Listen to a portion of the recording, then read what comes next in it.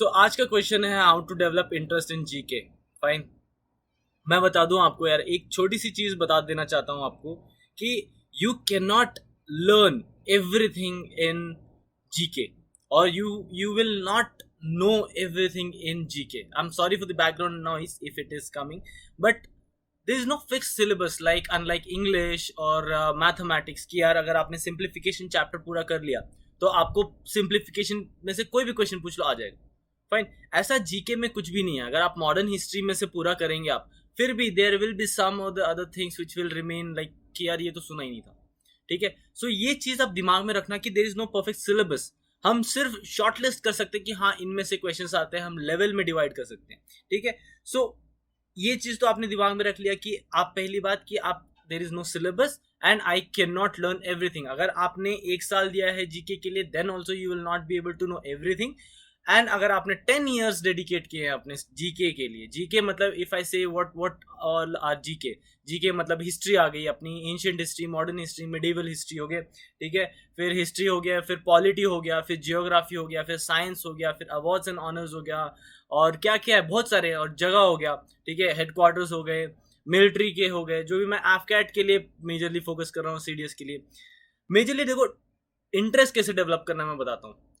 आप ना जैसे अगर हम हिस्ट्री को पकड़ते हैं, history is very interesting. Now how I will tell you कि हिस्ट्री को आप ना ऐसे ट्रीट करो कि इट्स अ स्टोरी। ठीक है, एज अ स्टोरी।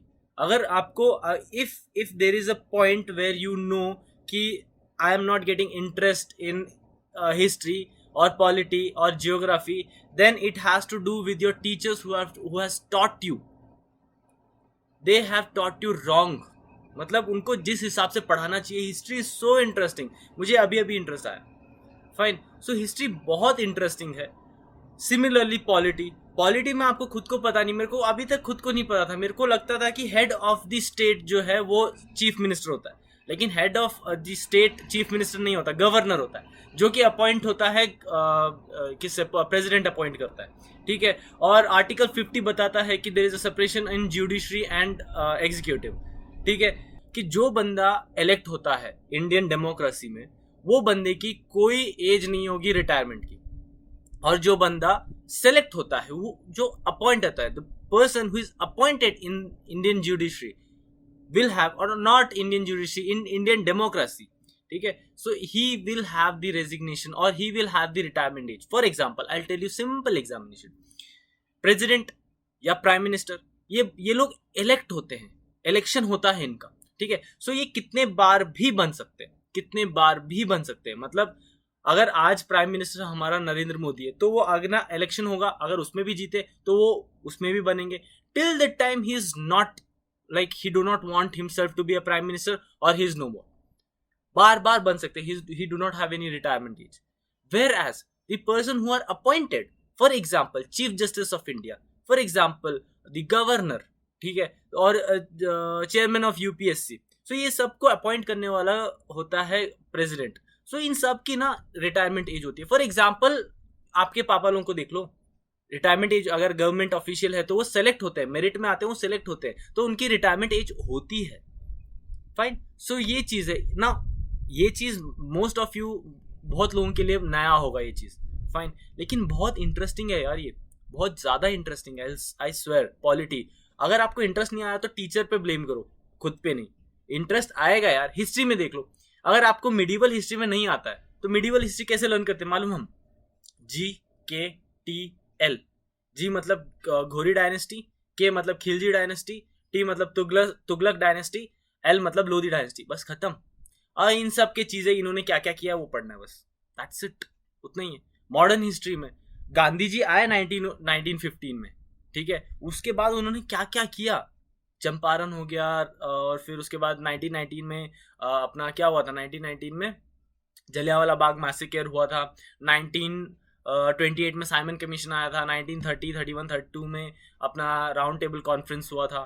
ठीक है, शायद 1930, 31, 32 में ही हुआ था, या I am wrong then you can mention in the comment. ठीक है, आई एम नॉट रिकॉलिंग। और 1942 में क्विट इंडिया मूवमेंट हुआ था। सो ये सारी चीजें ना आप ऐसे रखो कि यार मेरे को इंटरेस्ट है। अगर आपको वो इंटरेस्ट आया, see any how some how you have to gain that interest, आपको करना तो है ही। तो why not do it a very right way, that is the thing, right. So geography, अभी ज्योग्राफी बचा है, राइट. ज्योग्राफी में इंटरेस्ट कैसे लाना है? सामने अगर मैप खोलोगे ना, उसके सामने 1 घंटा बैठो और देखो हर चीज की, यहाँ से वहां क्या क्या है, कैसा है. ठीक है. There was a time when I used to think कि साउथ कोरिया वेस्ट साइड में. When I open the map, जब मेरे को कुछ नहीं पता था ज्योग्राफी के बारे में, जब when I open the map then realise कि साउथ कोरिया तो राइट साइड में. ऐसी करके बहुत सारी चीज मेरी गलत फहमियां दूर हुई. Fine. South Korea, north Korea, अरे मेरे को वुहान लैब कहाँ था पता नहीं था.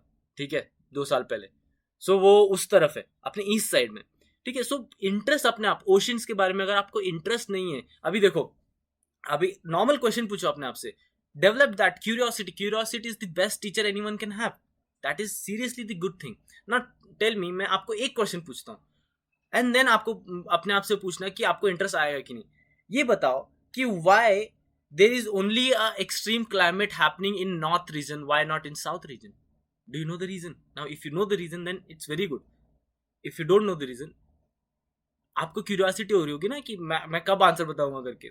मैं बता देता हूँ कि नॉर्थ साइड में, क्योंकि वहां सी शोर्स नहीं है, लैंड का और पानी का एक रूल होता है कि लैंड जो है स्लो, मतलब लैंड जो है वो फास्ट हीट होती है, फास्ट कूल डाउन होती है. सी जो है वो स्लो हीट होता है और स्लो स्लो कूल डाउन होता है. ठीक है. तो सी ना, अगर ज्यादा गर्मी भी है तो सी की जो ठंडी हवा है और हीट जो है, हीट मतलब ऊपर जाता है, heat tend to go up, so ऊपर जाता है. तो जैसे ही लैंड में, जैसे सी शोर गोवा है, गोवा में जैसे हीट बन के ऊपर जाएगा तो यहाँ की ठंडी हवा जो ओशियन से आती है वो ठंडी हवा इसको रिप्लेस करेगी. लेकिन नॉर्थ में कोई ठंडी हवा है ही नहीं. सो वही तो बात है ना. ये चीज, ये तो मैंने बस ऊपर ऊपर से बताया, इसमें और भी बहुत सारे रीजंस है.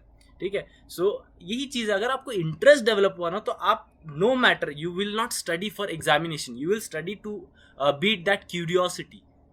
सो स्टडी लाइक दैट. मेरे को पता नहीं मेरा एग्जाम कब है अगला, बट स्टिल मेरे को क्यूरियोसिटी है, इसलिए मैं पढ़ना स्टार्ट कर रहा हूँ अभी. फाइन. सो यही चीज है, मैं यही बताना चाह रहा हूँ कि क्यूरियोसिटी डेवलप करो. स्टार्ट, आप अपना बेस तो तैयार करो पहले, कि आप जानो तो सही कि क्या हुआ था.